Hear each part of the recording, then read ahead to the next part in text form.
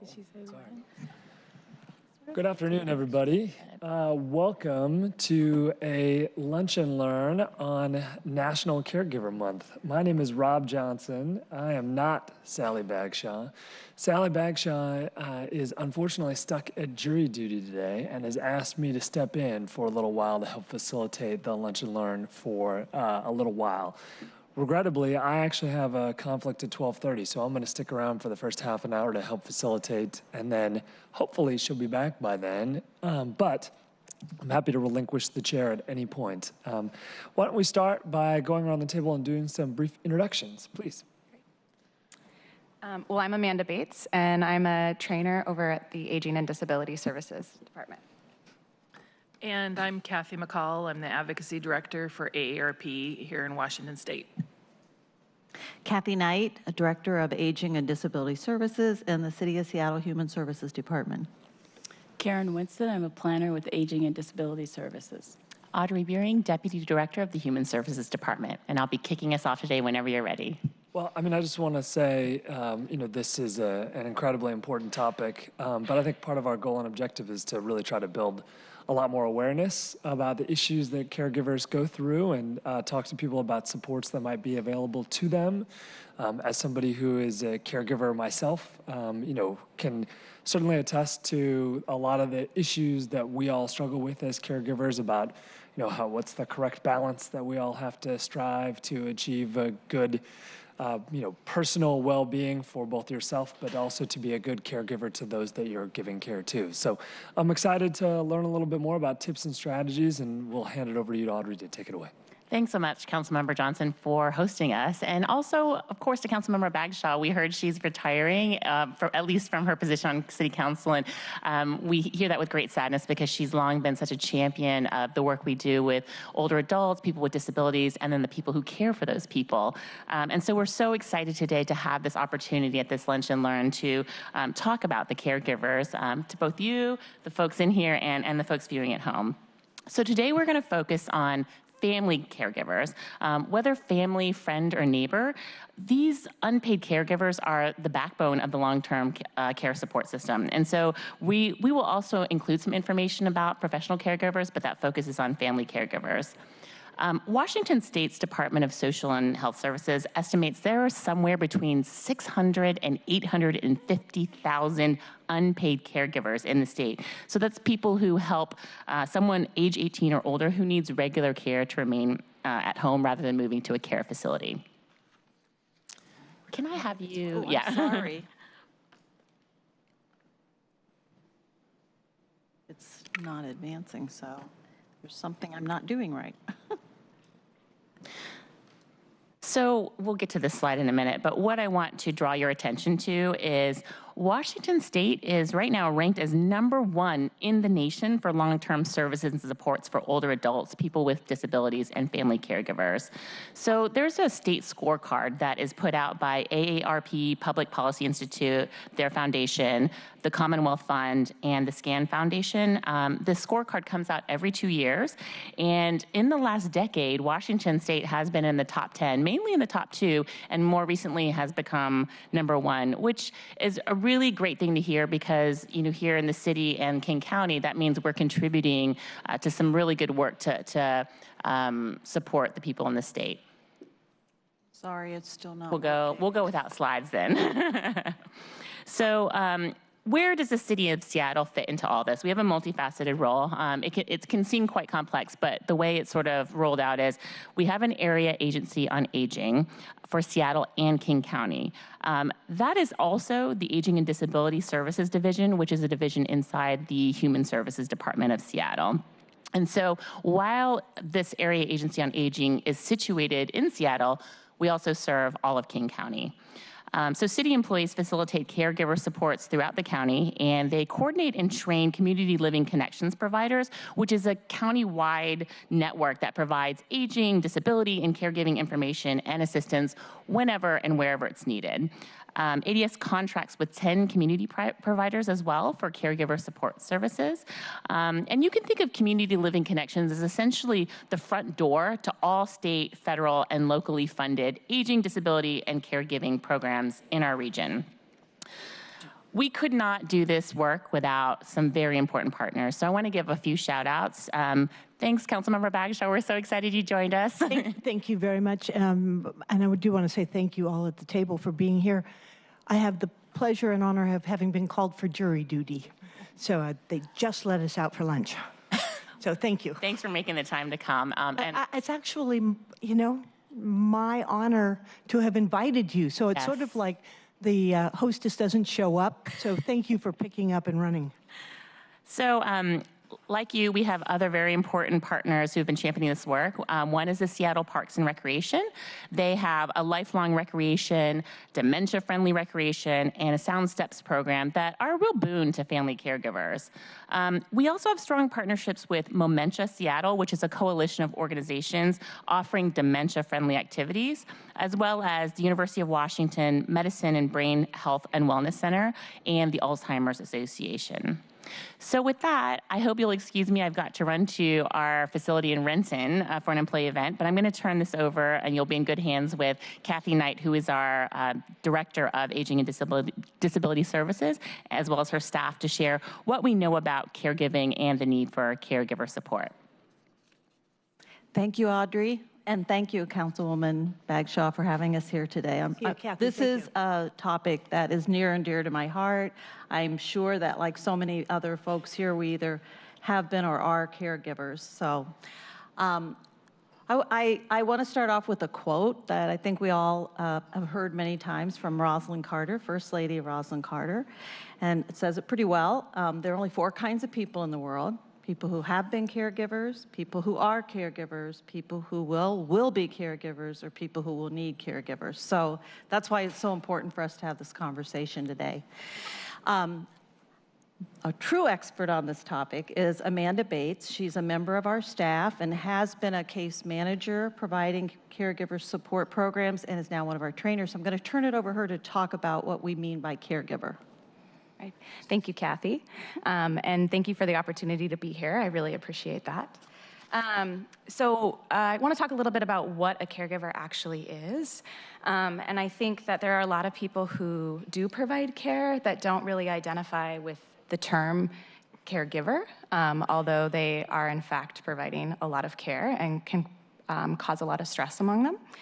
So as far as what a caregiver really is it's anyone that is providing any sort of support to somebody that they care about, right? This could be a family member or friend. It could be bringing them food. It could be helping somebody with their finances, just listening and assuring somebody, spending time with them, driving people to appointments, or helping somebody do chores, run errands, you know, yard work, maintenance around the house. All of those things are caregiving. So as a caregiver, there are also a lot of stress factors that come into play. So just activity planning, balancing your own work life and your own families as well as the person that you're caring for, making sure that you have enough time for yourself as well. A lot of caregivers don't spend near enough time taking care of themselves. It can also cause some legal and financial issues, insurance coverage, healthcare costs. All of that is really expensive on people. You also have to be making some really difficult decisions, end-of-life decisions, working with individuals with dementia and understanding any challenging behaviors that may come up. Finding help, competent help, can be really difficult. So a lot of times caregivers need some other support, and finding individuals that can understand that their loved one can be difficult. Setting up home care agencies, assisted living facilities, nursing homes, all of that can be extra burden and stress to an unpaid caregiver. Given that King County's population is nearly 30% of the state, it's safe to say that we have about 17,000 to 25,000 unpaid caregivers just here in King County. Nationwide, a typical caregiver is a 46-year-old woman who also works outside the home and spends more than 20 hours a week providing care, and it's typically for their mother. However, there are plenty of men that are also providing care, and many of men that also need care as well. The majority of caregivers are middle-aged, between the ages of 35 and 64. The majority are married or living with a spouse or partner. They also work, so they either work full-time or part-time outside of the home, and this is separate from their caregiving work. And we also know that on average, they spend 4.3 years providing care to somebody that needs caregiving. People of color also tend to care more for their loved ones than white caregivers do. And as I mentioned before, that this can have a lot of emotional impacts on any caregiver: stress, frustration, anxiety, exhaustion, anger. Again, the financial impacts can be huge. There's a lot of financial strain put on individuals. Loss of wages impacts their own retirement as they're trying to plan for that. Caregivers can have an increased use of alcohol or other substance issues. They have reduced immune responses, poor physical health. They tend to let their own health subside while they're taking care of somebody else. So in short, they tend to neglect their own care while providing care for others. All right, Cathy, back to you. Thanks. Thank you. Councilmember Bagshaw, you also know that we are age-friendly in Seattle. So Thank you very much. yes, thank you. I want to just mention a few things that we're doing through the Age-Friendly Initiative to support caregivers. And as you know, as a result of community input from like a couple thousand folks in the last few years, we've included several objectives that support caregivers. Some of those include our efforts to assist the LGBTQ community better. We're doing more to make it easier for those folks and family members and caregivers to gain access to information and resources to help them. And I also want to say thank you for your support. We did get more money in the budget this year for LGBTQ seniors, and I know that part of the reason we were able to do that is because of the good work you all have done. Thank you. Thank you. Yeah, we're really looking forward to that continued partnership. And we do collaborate with Generations Aging with Pride. They have been involved in our caregiver support program, so we're looking forward to working with them. We're also looking at building aging, health, and human service competence among our professionals, including a better understanding of the role of family caregivers. And an example of where we're doing some great work there is the Northwest Geriatric Workforce Enhanced Program, and that's training medical professionals. And they have a very important role in helping caregivers know about where to go for information. We're helping the community and caregivers recognize that caregivers are essential for individuals to be able to age in place, to be able to stay home, to stay with their loved ones, and to recognize that the needs of family, friends, professionals, and just how we can help. So we've been working on that as part of our age-friendly program. And in addition to that, we also are advocating for compensation and training for professional caregivers. You're going to hear more about the important role that they play, and they are resources to family caregivers, but that's something that, so we want to advocate to strengthen that workforce too. And for more flexibility and options that are available to caregivers. For some folks who do have the resources, we need to make sure that we're really helping people develop the kind of support network that they need that works best for them.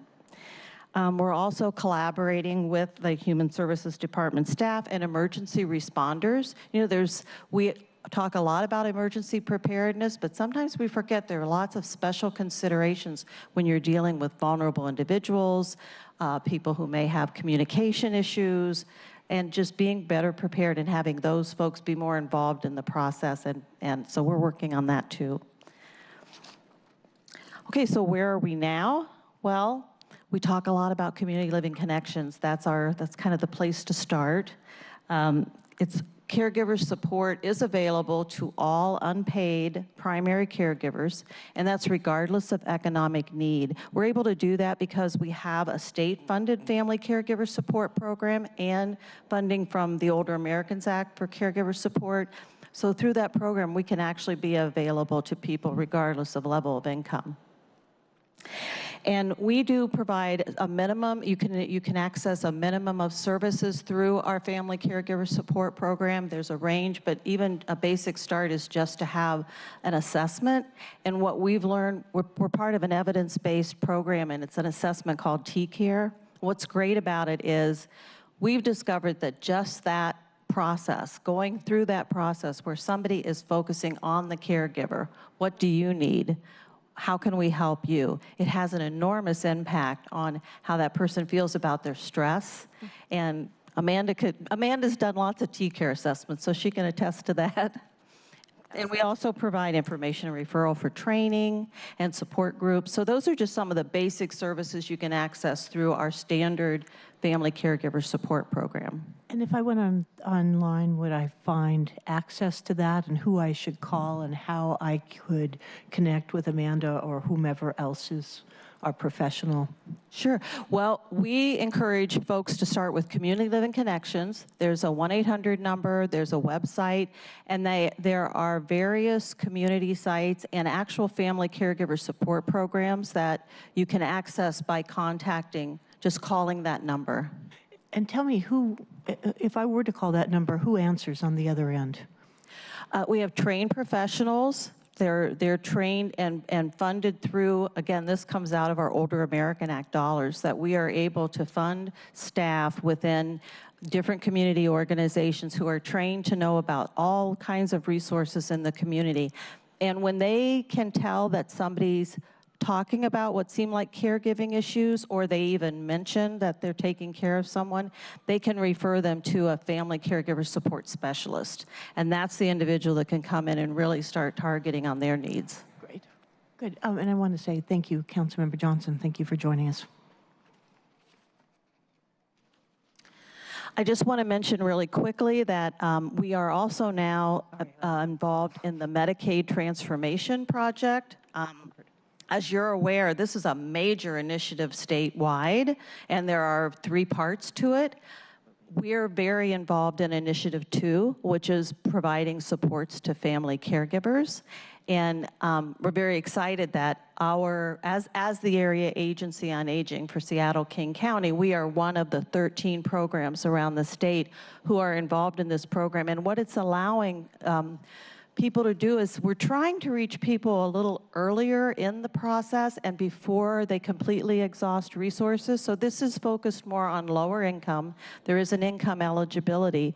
It's also focused on caregivers who are what we call care receivers. Not the best name, but the individual who needs the care has to be 55 years of age or older. The caregiver themselves can be 18 or older, and that is a distinction from our state program. If you are a caregiver of anybody 18 and over, you can qualify for services at that program. So this one is focused, but it's also really trying to help people stay at home before they exhaust all of their resources, and again, with some of the services that are available through our traditional program. Let me just make sure, yes, so some of the services that are available to individuals who qualify for the program, and most of these are free of charge. You can see there's quite a variety, and that's the whole point, is that you start with the individual and what they identify as their needs, and we're really focusing on what we call the dyads. That's the caregiver, the care receiver, and it really is support that, for instance, a little bit of respite can go a long ways in helping somebody continue to do this important work and support for their family member. And Lani will talk later about how important, that's where the professional workforce comes in, because we can't provide respite for unpaid caregivers if we don't have a quality workforce to help with that. So I just wanted you to see some of the range of services that are available through this program. And once again, if people may be watching and see this, they call that 1-844 number? Yes. Yes. That 348-5464. Exactly. So the question about if you're eligible, one of the reasons one of the many reasons we're here today is we are really wanting to get the word out about this program because it is new and we're still building it and wanting to serve. The goal is to double the number of caregivers we're able to serve in this state. We think through the area agencies on aging and the program that we've had in existence, we're probably only serving 1% of the population of caregivers.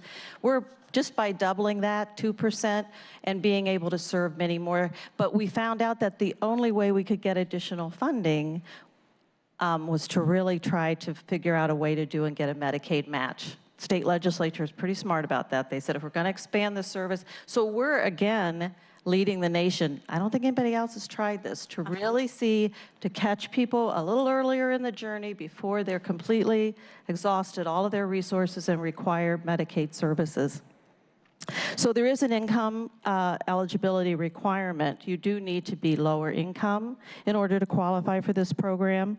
And their resources are limited, but it's not nearly as strict as the standard Medicaid program. And the person does need to require a level of care that would be similar to nursing home care. That's sort of how folks qualify for long-term supports in the system right now. It doesn't just include spouses or children. Again, we talk about how you define caregiver. Family can be defined pretty broadly. So it doesn't have to be a family member either that's providing that care. I'm going to turn it over to Cathy, but I have to bring up your slides, and I'm not sure I know how to do that. There's just a blank spot. So I'm Cathy MacCaul. I'm the Advocacy Director for AARP here in Washington State. Nice to see you. And I would thank you and all who are working on that AARP program. You've done just a stellar job. Thank you. And thank you very much for your support around age-friendly and supporting our seniors in the community and the county. You bet. Thank you. Thank you. So I'd like to talk about a little bit, the first slide I had was related to the scorecard. Again, AARP was very, very pleased, and I was thrilled personally to hear when Washington State was selected as the #1 state in the country for our long-term supports and services. And that is really a complex system of things that Cathy Knight was just talking about. Our community living connections, the phone number and the website are tremendous resources for family caregivers. There really is no reason that people can't be accessing that site if they need help to care for their family member. I, for one, am a sandwich generation. I have a mother who is 81 years old, and I have children that are 20 and 22 years old. Any one given day, at one time, I'm helping one family move into a smaller home while I'm helping another member move into their first home. Yeah. And you're stuck in the middle, and so there's always a need to take care of yourself, and the importance of respite care, and the fact that caregiving is also very expensive. I look at my checkbook, and I see the money going out quicker than it's coming in. And so one of the things we want to talk about today is not only just the current existing infrastructure we have, but what we need to do in the future to address the continuing aging of the population and to support the family caregivers that we rely on to provide assistance to our seniors as they age. Great. Can I just interrupt briefly and say thank you very much? And I totally understand your sandwich generation. I've spoken about it many times. At the last year of my father's life, after we'd been taking care of him, we had him move in with us. And it was a complete privilege to be that close. But I learned the struggles. And one of the things that Dad would say is, if you've got family and you've got resources and you have most of your marbles, you're going to do okay. But if you're missing any one of those factors, I'm quoting him here, I know it's not quite correct, but it makes it much more difficult for anybody to be able to survive, let alone thrive in these older years. So as you're going through, one of the things I would really like to ask you to highlight is, in addition to the resources that are available, how a family might be considering what they need to know and do. And for example, bringing somebody in during the day to care for Dad meant labor and industries, workers' comp, full pay. Fortunately, we had a computer and 2 lawyers at home to try to figure this out, and it was really hard. So the more we can make these resources available, accessible for individuals, the better off the families will be and the caregivers. Absolutely. And I think I want to just continue to highlight the community living connections, because that is the service that they provide. They provide it, whether it's intensive case management or that they offer assistance in helping somebody find somebody to come in and help clean their home or do some yard maintenance in order for them to keep their home. Our goal at AARP is to have people remain in place, to remain in their home where they want to be with their community, their family, their friends, their church, what have you. Right. And so everything we do is focused in on how do we support those family caregivers who are unpaid and not really receiving all the assistance that they can. And we want to look at that both from program supports, but also from advocacy and legislative work that we can also do in Olympia. Good. Thank you very much. So I wanted to talk a little bit about, again, some of the challenges and the real cost. So again, that was referenced that, there's a lot of social activities, there's preparing meals, managing medications, but all of these tasks require a lot of time and also money. So when it comes to money, we know for a fact that more than 3/4 of family caregivers contribute financially on an average about $580 per month. So that can be upwards to about $7,000 a year. So again, looking at the cost of family caregivers, and that's the unpaid family caregiver that is just saying, let me help out. And again, I didn't realize that until, again, I'm helping my mom move and had to, pay for her cable bill to get it started because I didn't have her credit card to start the account. So you just look at small little things like that. Then there's also the time off from work. Luckily here in the state of Washington, we passed the paid family medical leave. And I feel very fortunate because I work with AARP. We have family caregiver hours in addition to our regular time off.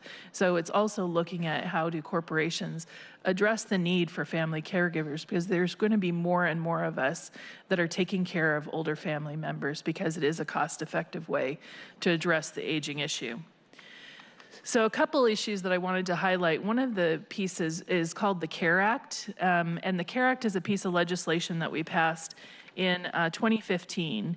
And so what we know also is that oftentimes family members are put into a situation as a nurse or a care provider for somebody coming out of a hospital, but they don't have any training on how to do some of the basics of care.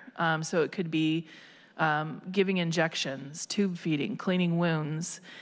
So what we did was we passed this piece of legislation. We're currently in the process of getting the hospitals all on board, working with the Hospital Association, is that the hospitals are now required to ask somebody to designate a caregiver, and then that caregiver can receive, and the hospital is required to provide that caregiver with the training that they need in order to care for that person. So the CARE Act is a couple. Pardon me, is this available to anyone? Let's just say somebody who is interested in this or interested in getting into the field or just a compassionate neighbor.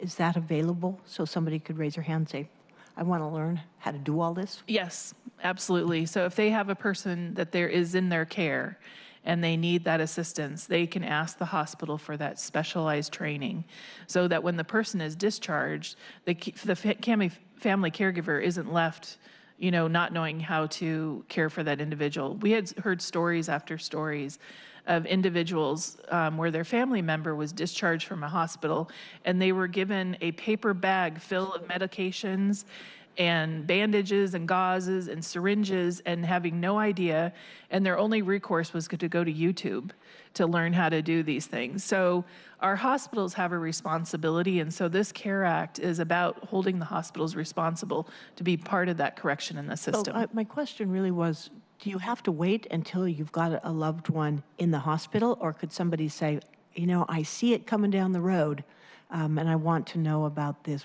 before the time I'm going to have to need to know these skills? I'm not familiar with. It's a really good thing for us to look into. And that's a good idea. I don't want to twist your arm on it today, but I think it is critical that we be forearmed. It's like taking your basic first aid class. Right. You want to have it and not be reading the book while you're trying to deal with somebody on the sidewalk. Right. Exactly.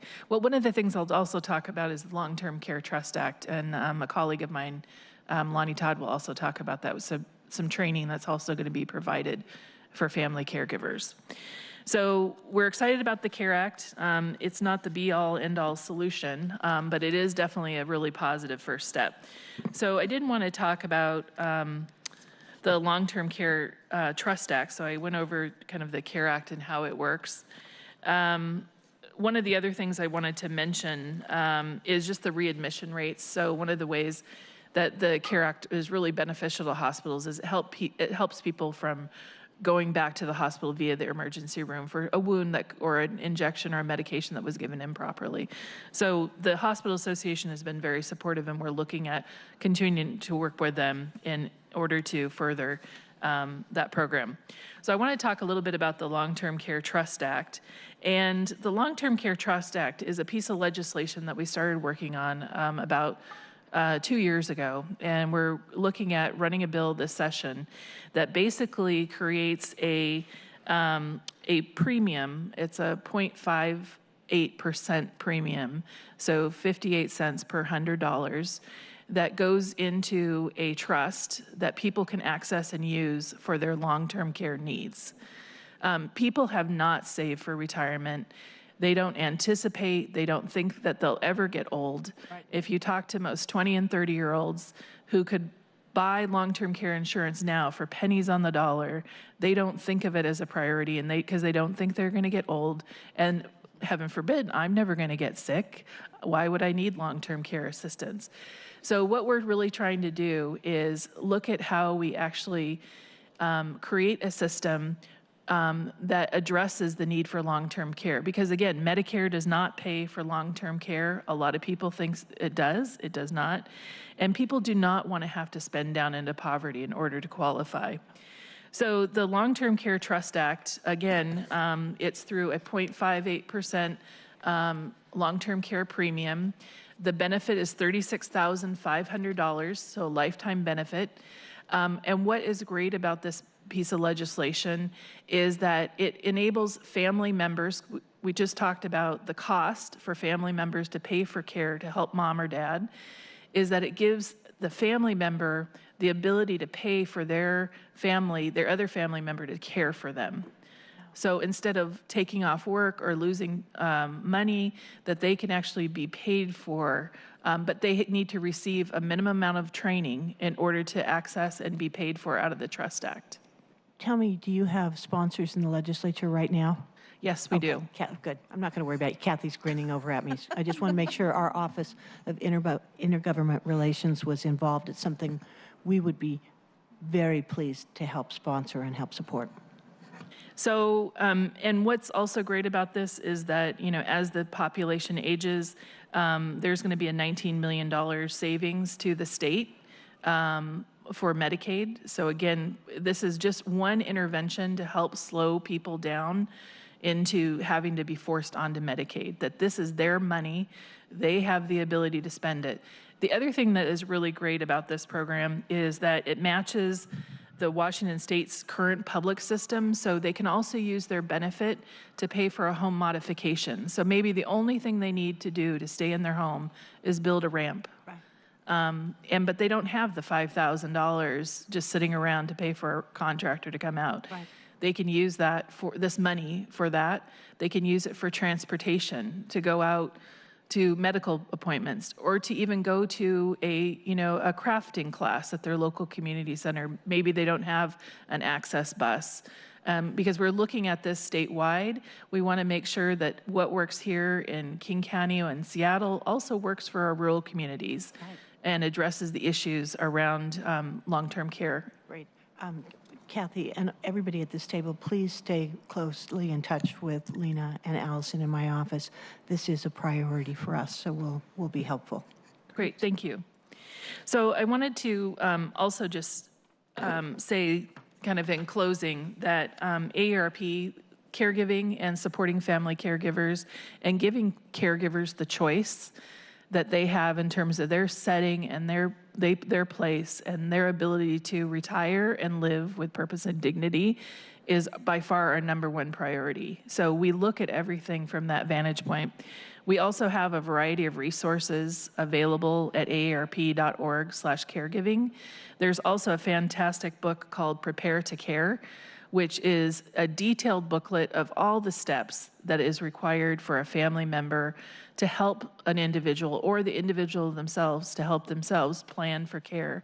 And it looks at everything from the legal aspects to powers of attorney, guardianship, but also some basic things of, planning for your home. How do you prepare your own home so that it's free from hazards for falls? It's also accessible and you have transportation options available to you. Nice. So Who's the author of Prepare to Care? Is that AARP. through you? Okay, great. Thank you for that. So again, those resources are at www.aarp.org/caregiving. Great. And it's called Prepare to Care. Very good. Thank Thank you. you. Thank you very much. I'm delighted with this material. It's precisely what I was hoping that we could make public. And one of the things that you said, which I smiled at, is, none of us when we were 29 years old ever thought we would ever get this old. But we all are in a position where we either are going to need to be cared for or to care for someone, and to have this set up in advance. In some ways, where I was asking, do you have to wait until someone is in the hospital to learn these skills? No, we ought to be learning them now when we're still physically able and interested in doing that. So many thanks, and I just think it's marvelous that our age-friendly city is highlighting this. Thank you for being so articulate about it. What's next? Thanks, Cathy. Well, now we're going to turn to the Dementia Action Collaborative. I'm going to turn this over to Karen Winston, who's a planner in my division, and she's kind of our resident expert on all things dementia related. And we do know that so many of the folks who are caregivers are caring for individuals who have different types of cognitive limitations. And we also know the increase in Alzheimer's disease and other related dementias. And we're looking at that as our next public health crisis. So it's really important to be addressing those needs too. Great, Karen? And it's one of those marvelous things that we all want to avoid. Yes. We don't want to believe that either ourselves or someone we love and work with are getting to the point where memory loss is impacting them. So tell us what to do. Okay. So thank you. So as a planner for Aging and Disability Services, one of my assignments is to represent ADS on the Dementia Action Collaborative that's organized by the state. And I also staff one of the city's boards and commissions, the Mayor's Council on African American Elders. So I've made available the copies of the Dementia Action Collaborative legislative agenda, which includes an ask in the next biennium for $5.4 million. The funding will be used to disseminate dementia care practices to primary care providers, to provide health messages, public health messages, to promote early, legal, and advanced care planning, to develop dementia care specialist program throughout the state, and to increase specialized service capacity for people with dementia and family caregivers. Next. So in a related capacity, I worked with several African American faith communities to coordinate Memory Sunday. And Memory Sunday is nationally recognized on the second Sunday of June. And Memory Sunday was created by an organization called the Balm in Gilead, and their mission is to promote healthy Black churches. So Memory Sunday is an opportunity for these churches to talk about Alzheimer's and related dementias from the pulpit and the devastating impact that Alzheimer's is having on the African American community. It's also an opportunity to not only step up as a source of support for their parishioners, but also to educate their congregation about Alzheimer's and related dementias. This year we had 4 churches participating throughout the city. Next year we hope to double that number. Okay, next. So, a few weeks ago, on November 10th, we had an African American Caregiver Forum. The forum is open to everyone, but it's intended to provide information and support for caregivers whose loved ones have dementia. This year, we had over 100 people attend the forum. And our program included presentations by George Dix, who is a geriatrics mental health specialist at Harborview. Carrie Goodman came from the Balm and Gilead. They're located in Virginia. And Carrie discussed culturally competent Alzheimer's caregiving and advocacy among African Americans. We also had Dr. Jim Demain, who is a retired pulmonary physician from Group Health, who discussed end-of-life care planning. And finally, we had an excellent panel of caregivers, and I think that's really the value of the forum and the caregivers in the audience, to learn and to hear from the experiences, hear the experiences of other caregivers. That segment was called Loving from the Front Line, and I think that was very well received. And overall, it was a wonderful forum, and we're looking forward to having an even better turnout next year. I have not heard about that, so thank you for bringing that to our attention. Have you heard about the Dementia Roadmap? No. Oh, we need to get you that. Okay. That's an excellent resource. And we found for families who are just beginning the journey, it's so helpful because it provides guidelines and helps people in terms of kind of expecting what comes next and what they need. It's an excellent resource.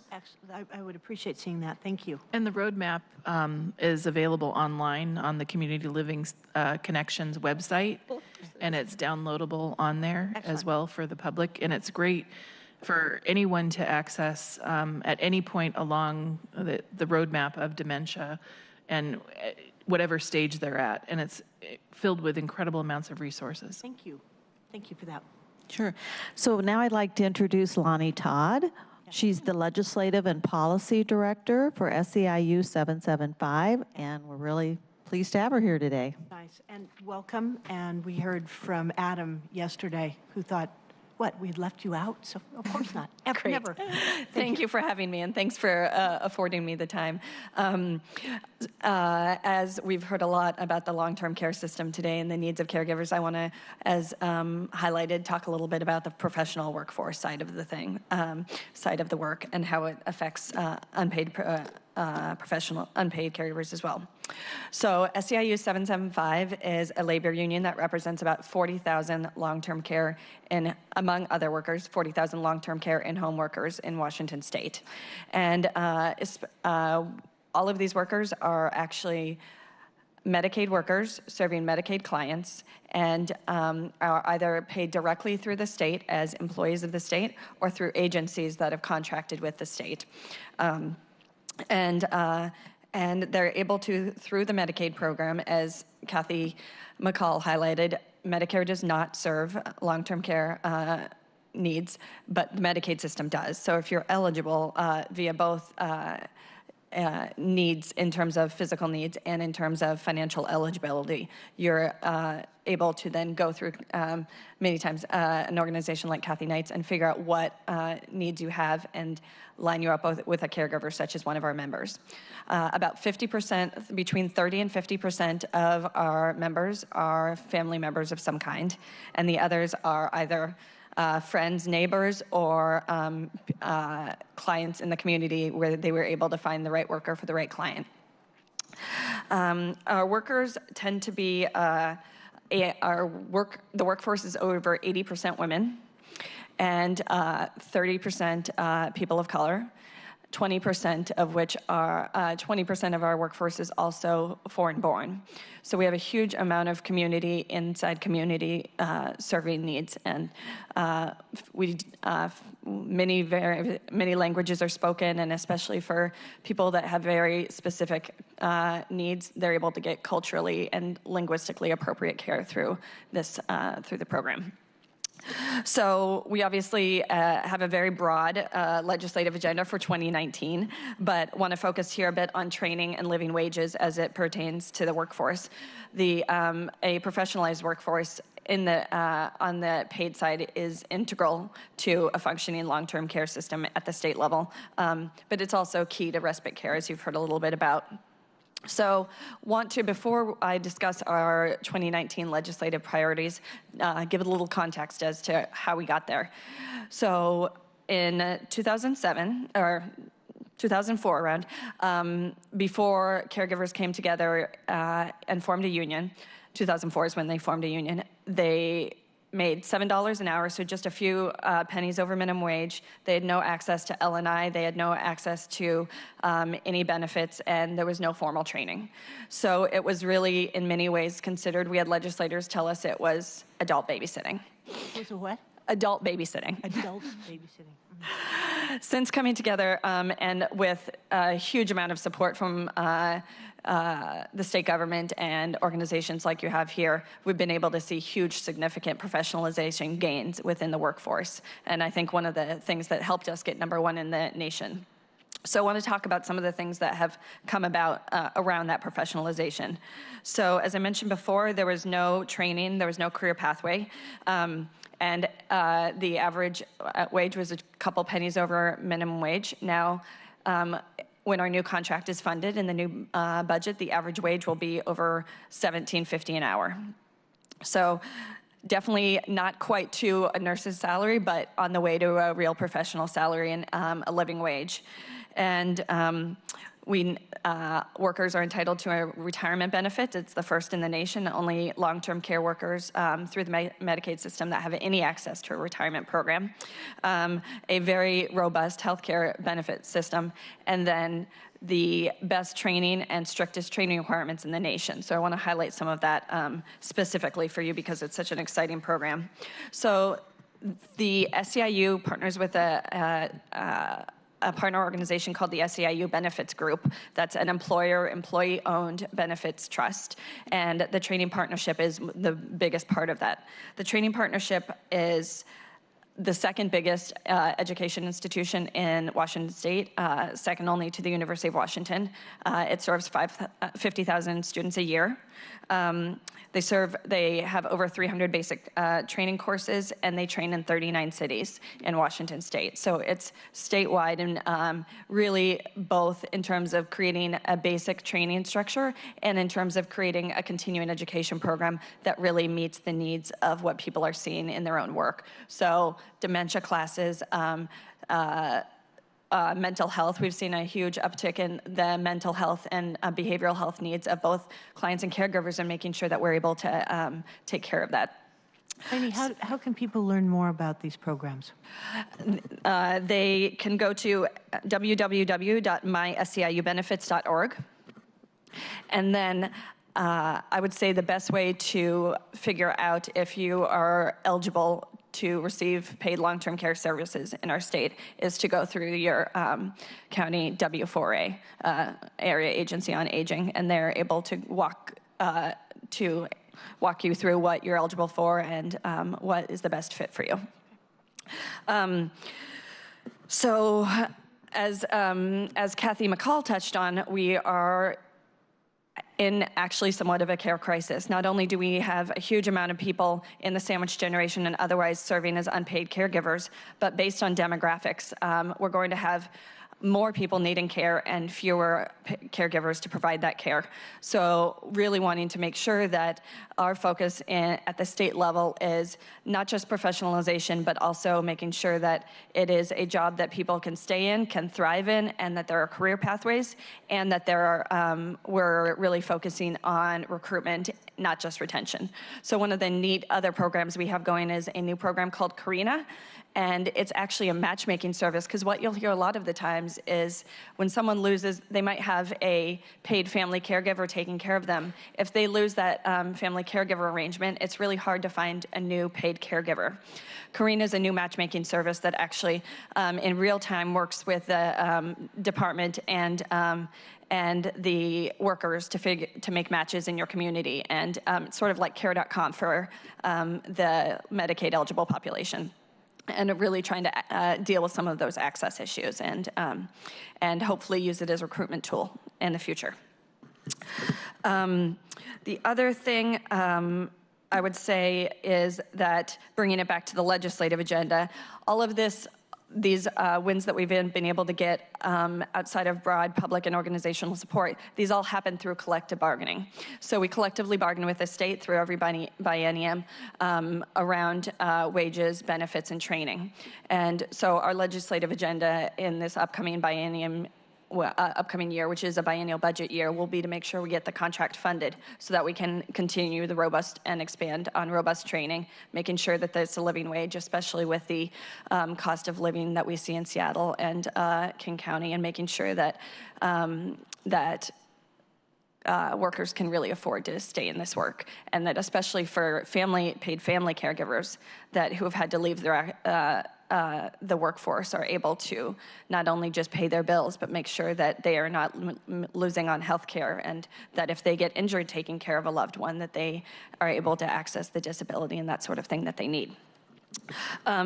So it's collectively bargained with the state, and then it's up to the legislature to then fund that in the next biennium. So that's number one on our legislative agenda, is making sure that individual provider contract gets funded. But I'd say a very, very strong number two is the Trust Act, which Cathy MacCaul touched on. The Trust Act is something that we've been working on for a long time, because we do have people that either have to rely on family caregivers as long as they can, or have to spend down their entire life savings to get to Medicaid long-term care. And it's not only not a fair system, it's not a viable system.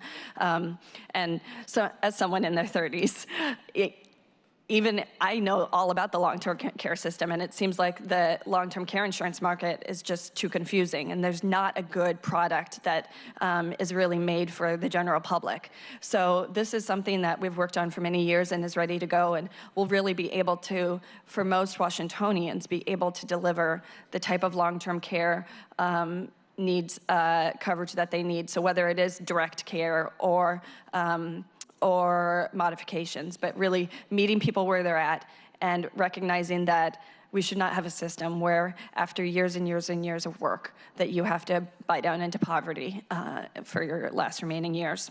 Thank you for your leadership, and SEIU generally for all the work you've done for the last 14 years. It's made a big difference. I know Councilmember Mosqueda and I in particular are very interested in working with you on this, and then on the trust program you're talking about, but also expanding available health care options for people across the state. So just know you've got pals and advocates here. Great, thank you. And thank you for your leadership as well. And I would say the last thing I want to touch on the 2019 is the personal needs allowance increase. So for clients on Medicaid in the aging population, if you are between 100 and 100% federal poverty level, you are required to pay some sort of copay, and this can be upwards of hundreds of dollars a month. And what we're seeing is that this can be the difference between someone being able to stay in their home and someone having to rely on skilled nursing or hospital care. So there was we have an ask in the budget this year to increase that and remove the copay for as many people as we can. Thank you. Great, thank you. Really well done. So are you going to talk more about just a few more comments to kind of wrap it up. I just want to echo Lani's comment about the reason we're #1 in the nation for long-term supports is it's a long-term partnership that we've had in this state between the Department of Social and Health Services, the local area agencies on aging, and the network of individual providers and home care agencies that have provided the support to help people stay at home. And so it's been a very important partnership over the years. We're proud that we have that. Yeah. And I just want to acknowledge the fact that it's been a lot of work and not necessarily widely sung. And so part of our goal for the next year is going to be to really, really lift it up, raise it up so people know what their options and opportunities are, and just what an incredibly important part of our social fabric this is. So, amen, sisters. So just to mention briefly, I want to put a plug in for the Senior Lobby. That's an organization. We actually have 37 members, and we're members, part of the group. They have a retiree association. There's mobile homeowner association. It's a broad range of organizations that have been members of the Senior Lobby for 40 years, I guess, many of them. And we all work together. That's where we do a lot of our advocacy at the state legislature, both what Cathy and Lani were talking about in terms of some of our initiatives for the coming legislative session. We'll be doing that in conjunction with the Senior Lobby. And we have sort of what we call the Age Wave Coalition, because that's the organizations that are really focused on the long-term support system and really strengthening that. So we have, and you've already heard about some of the initiatives there. And this folks come down to, well, they actually meet in Lacey monthly. All the organizations come together. Now everybody's going to be getting organized and ready for the session, and we'll be tracking lots of different bills and working together. And I think that's where we've seen some of our most effective work is as a coalition. Correct. So we'll be going down. We all have advocacy days for our individual organizations, and then we have Senior Lobby Day in February. So it's been a great partnership, and that's been real important to the work we do. Great, thank you.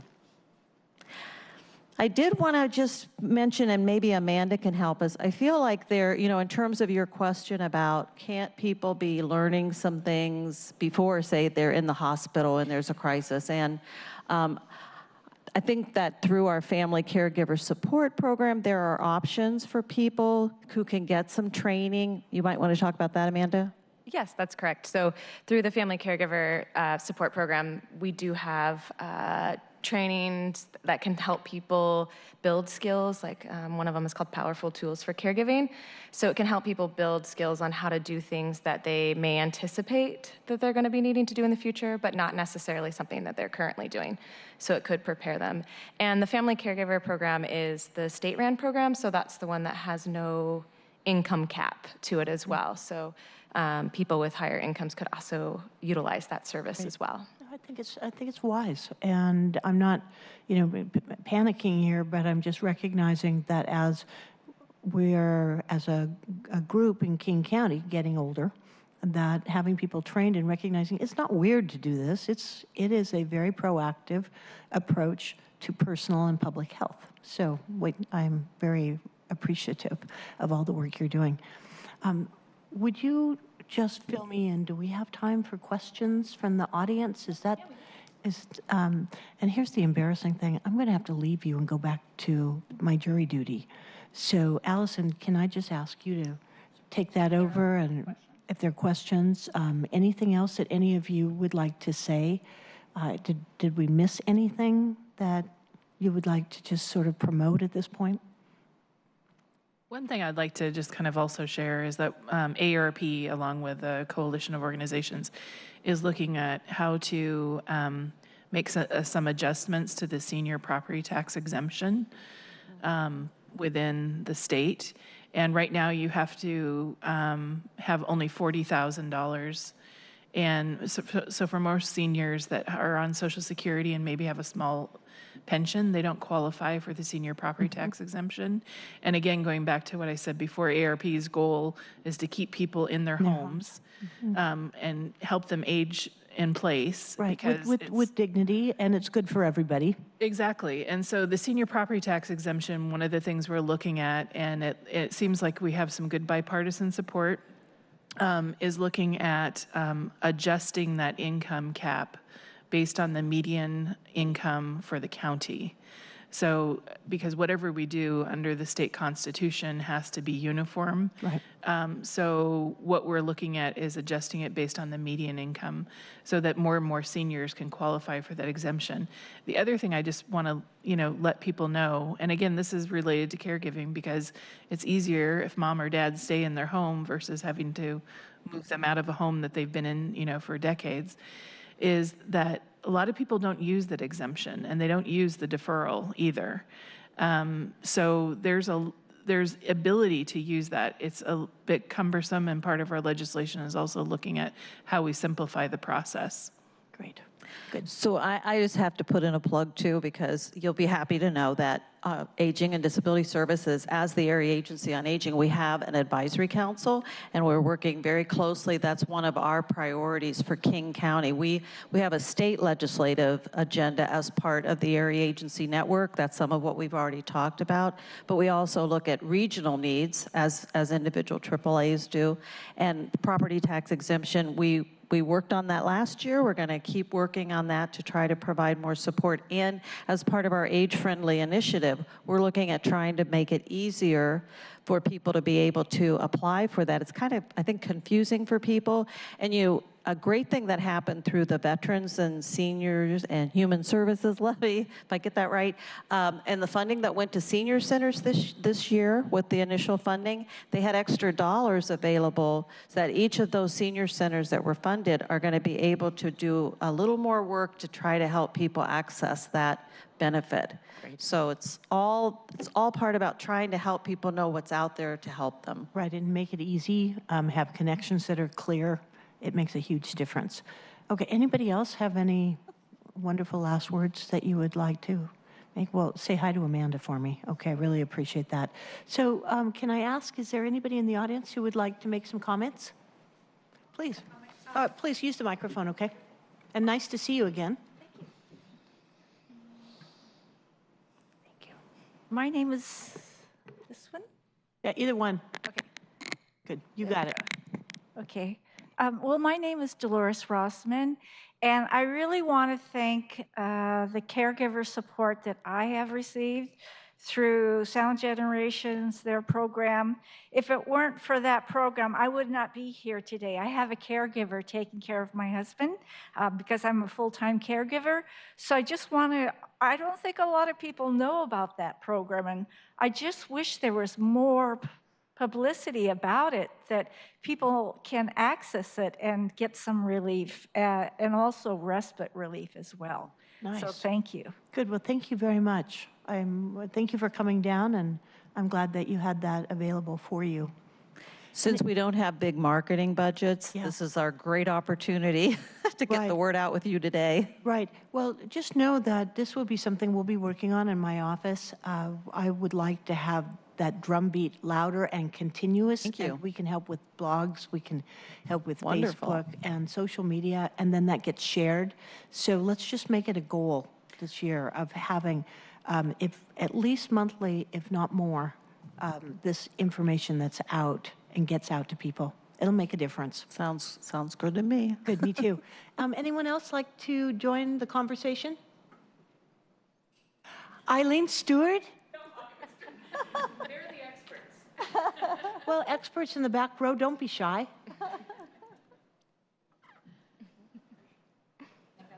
Okay. Well, wait a second, they're moving. All right. Thank you very much. Oh, Eileen, okay. Okay. Hi, I'm going to ask Dolores if she'd come back up and just maybe tell a story. You've got so many of them, but tell a story about how caregivers have made a difference in some of your recent experiences with your husband. Do you think you could do that? Okay, thank you. It brings it to life. Irene, thank you for doing that, and I'm going to excuse myself. I apologize to you, but Judge North isn't going to take it kindly if I don't get back on time. Thank you. There was a period where I had no caregiver support, and my husband is a World War II veteran. He's 92. It's been, it was extremely difficult, okay? I had a severe depression as a result, but I had a wonderful therapist who said, Dolores, you need support. You need somebody to help you. So I was able to get the program, and it made all the difference in the world. In our country, we're often taught to be very independent and not to ask for help. But when you're in that situation, you do need help. And so the more people that know about your services, the better, because as we've talked about, all of us are going to be needing or caring for someone.